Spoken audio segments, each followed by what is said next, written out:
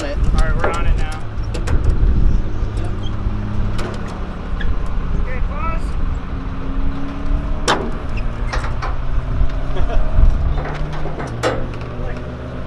Ow. The leverage gets worse. Yep, because it's short. Right over there.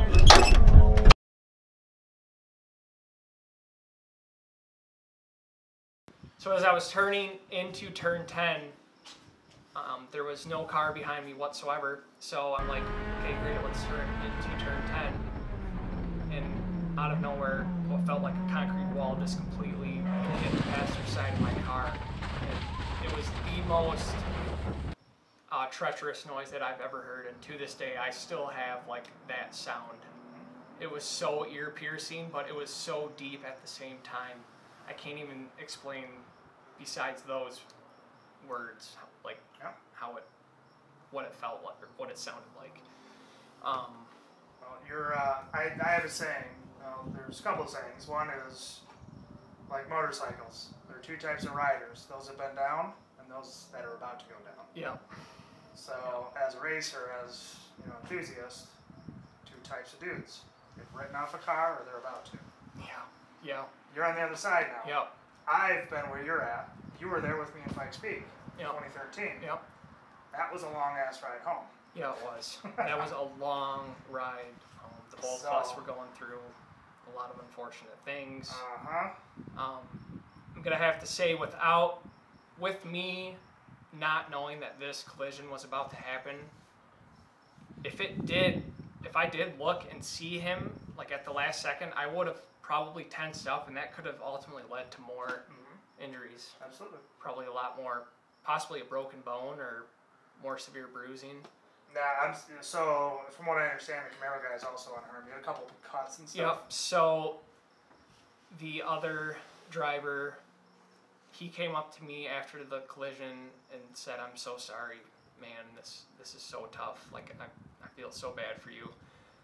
He looked fine at the time. Yeah. Once when we got the cars back off track, he was walking around as well. And then that's the last time I saw him. I'm pretty sure he went and got checked out. Yes. A couple people told me right after that he went to the hospital to get checked out. I ended up having Adam Jabay message me the next day. We talked a little bit. Yeah. And he told me that he was up about and walking. He was in pain. No, everywhere. Which would make sense. If he went over more than once, you roll a car, period, but after an impact like that. Yeah. So. Yeah. So I'm so thankful that the both of us were able to walk away without any major injuries whatsoever. Because let's face it, hospital bills are way more expensive than Yep. cars. Yep. Yep. So I went to urgent care the next morning. I got checked out. Doctor did a bunch of tests with like arm positioning and pressure points, and he told me that he wasn't even concerned with any of my injuries. So we just walked out, didn't have to prescribe me with any pain medicines, painkillers. Good. So the lesson of this is two lessons. If you're going to go on track with a car, make sure you can leave without the car and not destroy your financial well-being. Yep.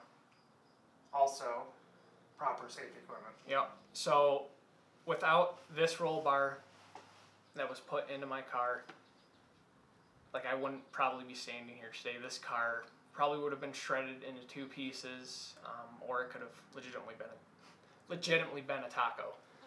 I think you would have had a Camaro in your lap. Yeah. From what I'm seeing here, that rear cage stopped. Yeah. Stopped you from coming all the way in. Yeah. So. Absolutely. So one thing I recommend to everybody out there is invest in safety gear. Safety. Yep. Safety is first when it comes to being out on the track. I mean, I know you're probably watching this video and you're like, oh, like that doesn't apply to me. Until it does. Until it does. It's expensive. It's very expensive equipment, but this could possibly happen to you. Could happen anyway. Just random. It really can. It really can. That's something you'd rather be proactive than reactive. Yep. My first motto in any sort of racing is safety first, and then the fun comes next. That's for sure. Well, speaking of fun, what's next? So, I'm not done. Yeah. I mean, I'm a little bit shaken up, but next plan is to find another hatchback, the same generation. The next car is definitely getting a cage put in. Right now, with this car, it was just a 4-point, but for now, for the next one, it's definitely getting a full, 10-point?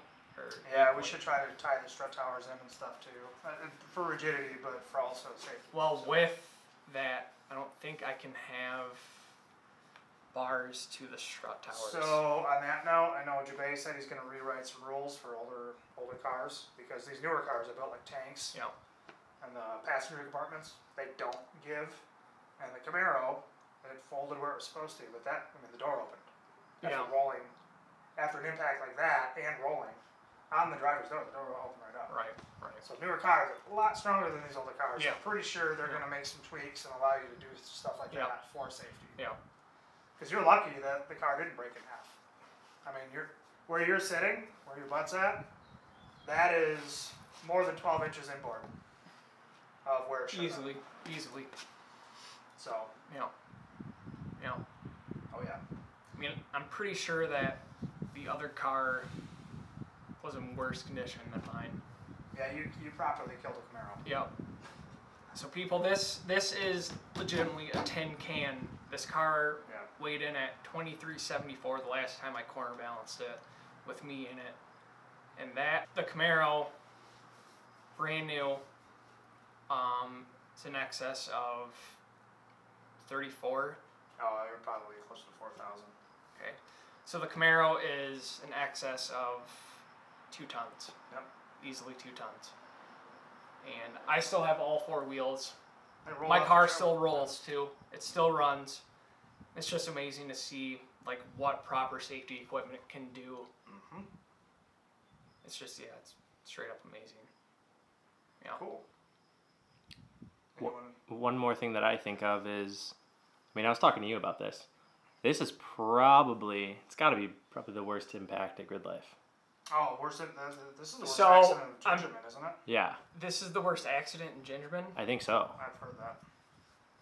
So, Sans, there's been a couple deaths, but I mean, that's, Yeah. as far as collisions. Well, and- okay, there's been a good amount of like off Yes. um, But car accidents, to but car to car, yeah. This is the worst one. I think it's hands down the worst. so basically what I was just going to say is the fact that, you know, both of you guys had the ability to get up and walk is, it's truly a remarkable thing. Yeah, I It literally really is. think the stars aligned, and basically it wasn't our time. Well, let's put it this way too. If he would have missed you, he would have had a lot rougher time because he would have hit berms at 80 miles an hour. Yeah. He wasn't scrubbing speed. So he tried, but it just wasn't happening. And head on at 80 miles an hour, no matter what you're in, that's going to hurt. Yeah. So, Every time I look at a picture, especially ones of the incident, like I legitimately start to break down. I mean, this car has basically been my life for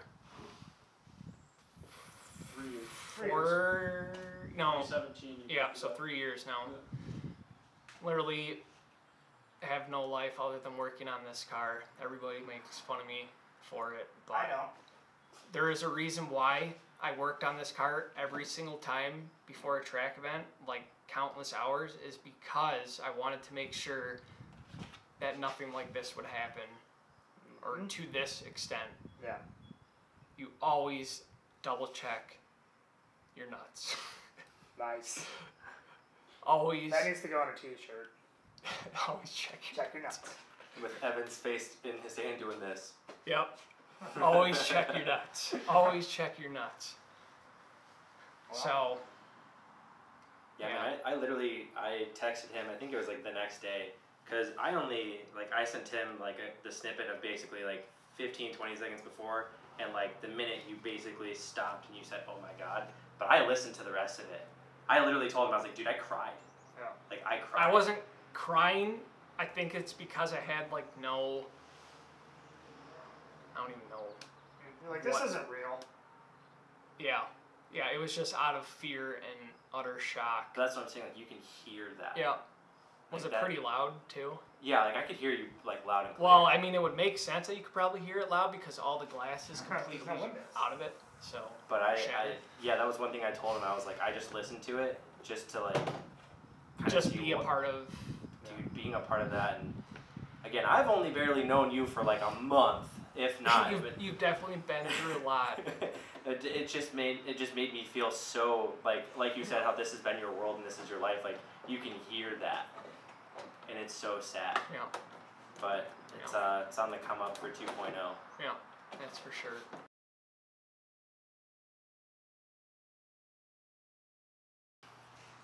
Cody, this isn't your first rodeo when it comes to experiencing, track difficulties and unfortunate accidents. You know? No, it's a part of life. So I mean, all of that you've experienced, Evan being such a good friend of yours, that's the last thing you ever want to see is people that you know and that you care about go through that. What was kind of going through your mind when you found out? First thought was, I hope he's all right.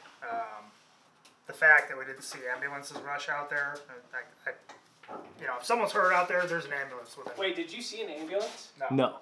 Okay, that's what I Yeah, don't the remember fact seeing that one. I did not see an ambulance rush out there, I knew that they were probably okay.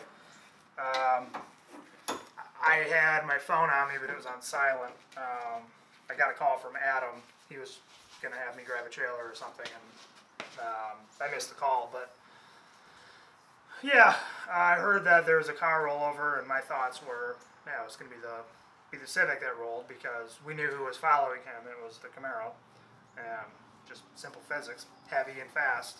They collide. The lighter car is gonna go flying. So I thought he rolled. I'm like, well, hopefully he's all right. Then I got some pictures from someone that was loading the car, and it was like, oh, it was a write-off. I knew that. But right away I knew, oh, the engine's probably fine, this and that. Yeah, I kind of have a blank slate, and all the expensive stuff is here, minus the shell. Do another shell, build another cage, and do it over right. Do it over how you want to do it. Yeah. I mean, Evan's going to have his experiences emotionally of trying to process and kind of get through that. That he mentioned that, it's a long car ride for you guys back after your experience in 2013. Is that something, do you think, that ever gets any easier? No, and the difference, there's differences here because Evan's incident was purely an accident out of his control. Mine was an accident. It was in my control in that I didn't check my nuts. Yeah, the suspension was old. It had already been through a wreck, and I should have made the poor choice to reuse it. So that's weighed on me heavily, and that's the same thing. I don't do that again. So, but for Evan, he's more or less purely a victim here.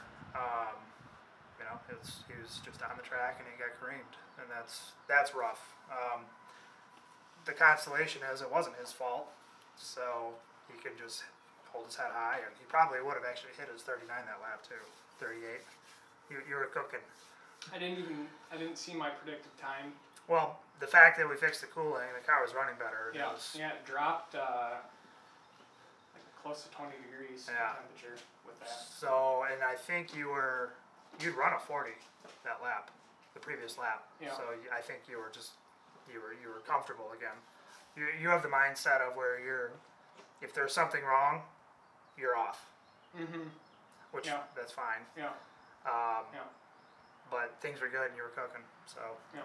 But yeah, it wasn't his fault, and I think it's gonna be easier to come back from that. So you're always gonna be looking in your mirror now. But yeah, I mean, not really supposed to look in your mirror at all times, but going into that corner now, I will definitely be looking in my mirror a lot more. If someone's behind you. Even though that corner is very, I wouldn't say very, it's quite blind too, and it's very unsettling too, because once when you immediately get out of turn 9 on the apex, you're leaving that corner, you're on the brakes almost. Yep. So your car doesn't really have a lot of time to settle. Yeah, there's really not. You can just go for the ride basically at that point. Yeah. But yeah, And good. No, I was just gonna say, I remember at that point, that was like the 6th incident at turn 10. Yeah, turn That 10 was weekend? big. That weekend, Yeah. that day, there were was- so many. There was an M3 that went way off. Yeah. So I think that Camaro would have went further. Yeah. But Yeah. Absolutely. cool. So yeah, Tim, you said you were kind of like out and about getting some stuff around the pit and paddock. You had no idea what was really going on. Like, what were you thinking when you found out that like Evan was in an accident? Well, first off, like I was out watching the session up on the bleacher hill with one of the friends that was there with us. And when I saw the red flags go, because we were watching Evan the whole time, we saw the red flags go, and I mean, I was hungry, so I went to go get food. Because, I mean, Evan's been on track as long as I've known him, and so I didn't think anything of it, and so I went and got food, and then was holding the Italian sub, riding my bike down the paddock, going to the pit, and Evan wasn't there, and it had probably been about, dude, it was the longest wait for a sub I've ever done in my life. It was ridiculous.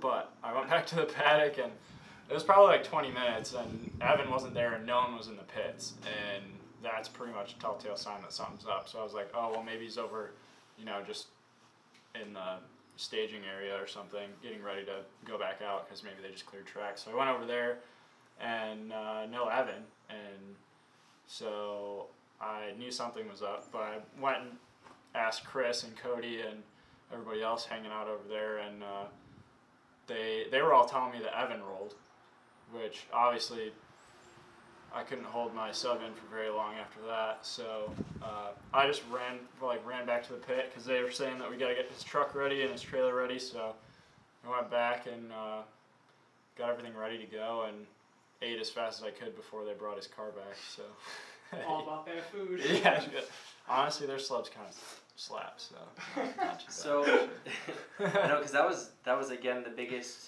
one of the biggest concerns we all had, because we couldn't see it even in the watchtower. You can't see that, unfortunately. Yeah. So again, like Cody stated, physics, we're thinking heavy Camaro, right speed, Evan, Honda Civic, that for sure he rolled. So we were definitely right. I feel like a sense of relief happened when we found out that he didn't roll, but still, it's like, what was the damage being done? I mean, like you said, you've known Evan for 3 years.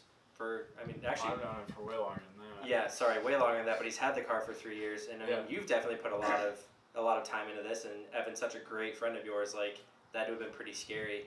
Yeah, actually, I think I was one of the first people in this car. You were the first one to touch it. So, this car, when I first bought this car, the previous owner decided that a roll bar is just for looks, so he decided to tack weld it. It was pretty. First GRIDLIFE 2017, I went and helped Evan that weekend too, and was that the first track day with this car, or was that the second track day? Yeah, you were out there on the track with me. Yeah, and wearing pants at like 95-degree weather just to be in the car with Evan.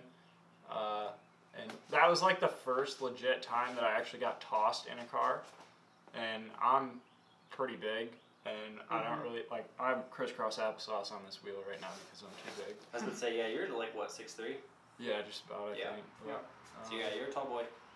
Yeah, so I barely fit in these things, but it was a lot of fun. I got tossed pretty good, and Evan took me out for, I think, 2 or 3 sessions, so it was a lot of fun. Because you're one of the few people that can actually sit in that passenger seat. Yeah. It's literally made for like a size 30.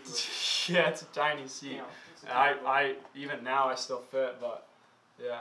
Yeah, it's definitely small. It was a good time, but yeah, I mean, this car's been pretty cool, but I'm excited to see what Evan does next because the dude's insane on track. So it was quite impactful for you too, Tim. So I just wanted to get your input and get your thought on it. And again, you've been a big part of Evan's life and a part of this build. So I know, if I was in your position and I had a friend that went through a couple of years of that stuff, it would affect me too. So yeah, I mean, there's like 2 guys really in my entire life that I can really blame for my whole car addiction, and Evan's definitely one of them. So, and that's my career now. So I don't know. I guess I could say that I kind of owe part of my career to Evan because he's convinced me and asked me to work on his car so much that it's become part of my life. So yeah. He just did a nice little flex. Yeah, I kind of.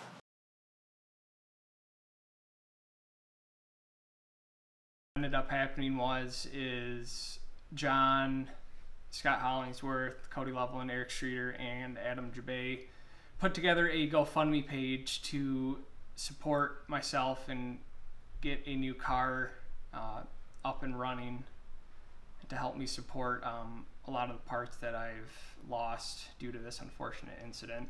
I ended up finding it just because he shared it on his story, but then later on he sent me the link to it, and from that point on it just cannonballed into everybody sharing this GoFundMe page, and I was just completely blown away by the amount of support that I've received in the past 24 hours.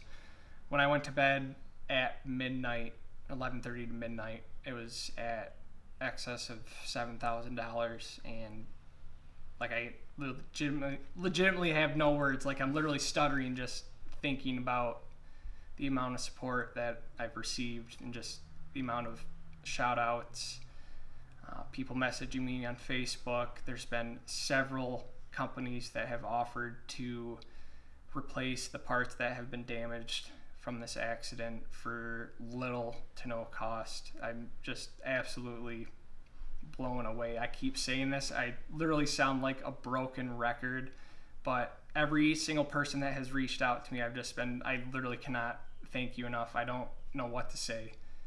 I'm just absolutely astonished by everything. As of today, right around 5 o'clock, it's in excess of $9,000. And this is just the GoFundMe page. There's been several people outside of the GoFundMe that have donated money. So in total, I'm in excess of $10,000 with parts and money. I don't even know. Dude, it's insane. It's insane to see the support that, you know, so many people have for you and the community. And I was talking to John about it, who started it and organized that. You know, a few other people organized it too. That was the one thing he said right off the rip is like how great Evan of a dude is. And I know it's kind of hard to hear the praise. I really like can't fathom that. Like people are saying I'm such a good guy, but everybody is just so hard on themselves, and I'm actually like a really quiet, introverted person. So I'm really surprised that I've had that much of an impact on such a small community, but it really shows that like a good group of people is that they're willing to do that. I literally, once again, a broken record.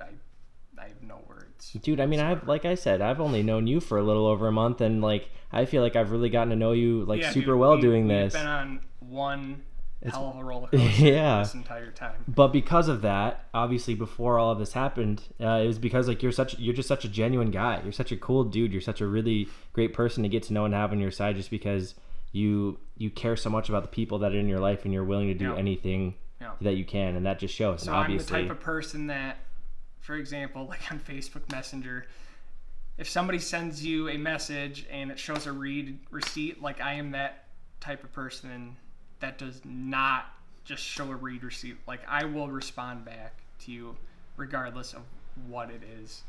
So I've